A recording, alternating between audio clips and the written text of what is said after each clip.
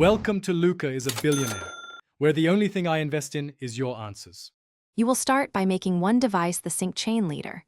Open Brave, go to Settings Sync and choose Start a new sync chain.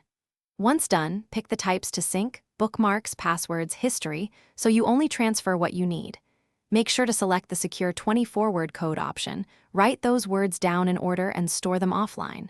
This step protects your data and is required for adding other devices. Do not skip writing the phrase. Now you add each additional device. On the device you want to join, open Brave, navigate to Settings Sync, and choose Join Sync Chain. Enter the 24-word phrase exactly as recorded or scan the QR code from the leader device. Once connected, select which categories to receive. Note that large password or history sets may take longer.